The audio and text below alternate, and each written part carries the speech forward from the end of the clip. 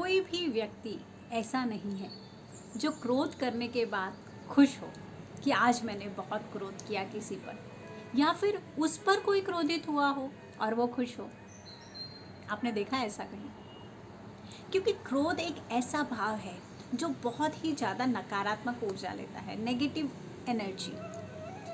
किसी ने आपको कुछ कहा या आपके हिसाब से कार्य नहीं किया, एक तो हमारा ईगो, हमारी अहम, एंड दूसरा हमें उसकी बात इतनी बुरी लगी कि हम खा नहीं पाते, हम सो नहीं पाते, हम खुश नहीं रह पाते, बेचैन रहते हैं। सोने लगे तो ध्यान उसी का, खाने लगे तो चेहरा उसी के सामने। उसने ऐसा कहा क्यों, उसने ऐसा किया क्यों, और मेरे ही साथ क्यों। स्वाभाविक है बहुत, पर इससे क्या कुछ आपको रिजल्ट मिलेगा? क्या इससे कुछ समाधान मिलेगा? देखिए, ये कैसा है, जैसे आप प्याज को खोलेंगे, उसकी परतें खोलेंगे, आप जितना खोलिए, खोलते जाइए, हाथ में क्या लगेगा? दुर्गंध। तो आपके भीतर आप जितना सोच रहे हैं उतनी आप अपनी नेगेटिविटी बढ़ा रहे हैं।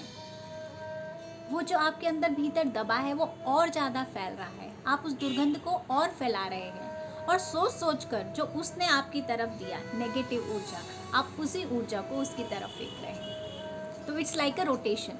जो आपकी ऊर्जा है नेगेटिव, वो घूमती जा रही है, वहाँ से यहाँ, यहाँ से वहाँ।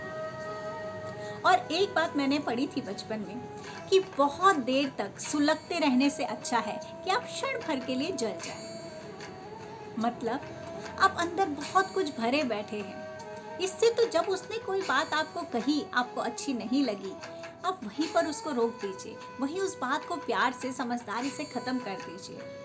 उसको भीतर तक लाने की ज़रूरत नहीं है, ये तो ख़त्म ही नहीं होगा नहीं तो। और एक चीज़ और, कोई आपकी ओर गंदगी देता है तो क्या आप उसको ले लेंगे? If somebody is putting garbage in front of your door, will you accept it? कोई आपके दरवाजे पर आकर गंदगी, कचरा रखता है तो क्या आप उसको भीतर लेंगे? ये वही कार्य है, कोई आपको दे रहा है अपनी गंदगी, अपनी गलत ऊर्जा, और आप उसको ले रहे हैं। आपका घर है यहाँ, इसको आपने स्वच्छ रखना है। अच्छे विचार, अच्छी भावनाएं, क्योंकि वही आपके पास आएगा जो आप देंगे। उसने जो किया उसको आप परमात्मा के न्याय पर छोड़ दीजिए कि जो भी इसने किया वो मैं आपकी ओर सौंपता हूँ, लेकिन मुझे अपने भीतर पवित्रता रखनी है और मुझे खुश रहना है, क्योंकि मेरा एक एक क्षण कीमती है। तो ये तो हुई एक बात कि अगर किसी ने आपके साथ गलत कार्य किया, गलत शब्द बोले, तो उसको कैसे रोकें।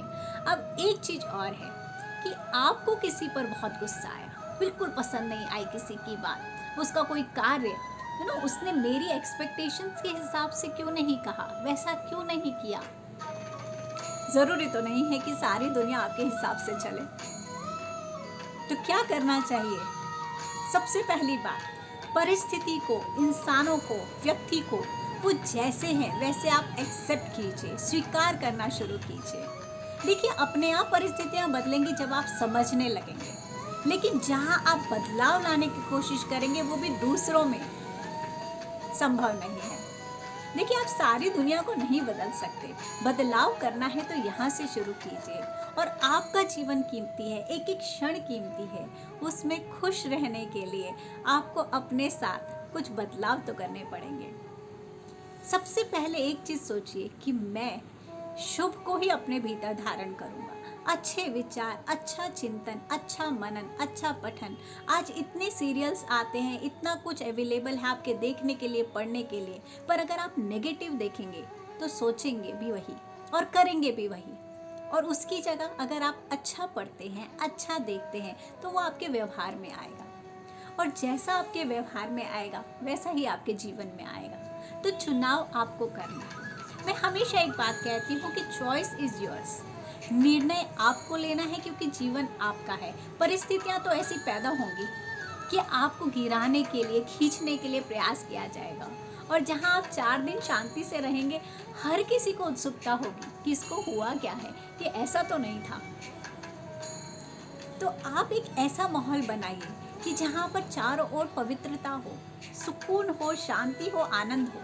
उसके लिए अपने विचारों पर कार्य कीजिए, न किसी की नेगेटिविटी लीजिए, न नेगेटिविटी दीजिए।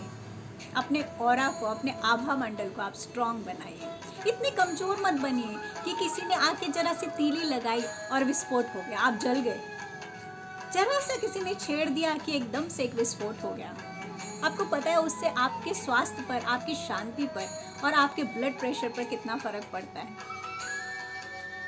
तो अपने आप से शुरुआत कीजिए। अच्छा देखिए, अच्छा सोचिए, अच्छा बोलिए और खुश रहिए। Stay blessed.